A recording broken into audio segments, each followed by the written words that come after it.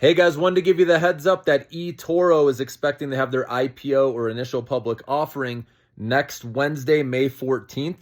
So remember what happened with Webull stock, right? When this one had their IPO, it went up to like 70 and pulled all the way back into the teens. And then we were playing it obviously in our short-term accounts. So if you like these high risk, high reward plays and you think, this could pop like that, then this could be one you want to look at. So eToro is a social investment fintech company.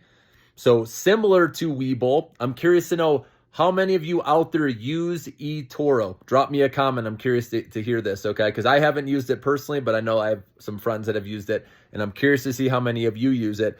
But their revenue is pretty strong. It's pretty high at 12.8 billion or 12.6 billion in 2024 is what the filing showed, compared to 3.89 billion, something like that, in 2023. So that's a huge jump. And what I like the most is that they are actually net income positive. The filing showed 192 million in net income. So you don't get too many pre-IPO companies that are like that already.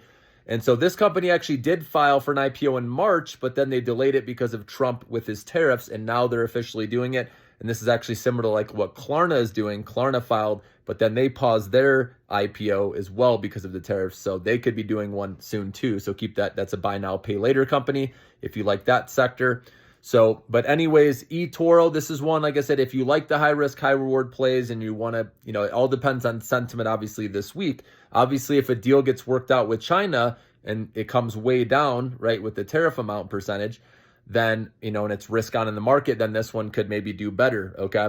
So it's supposed to be priced between $46 and $50 per share. A lot of times it does come in above that when it's actually available for trading.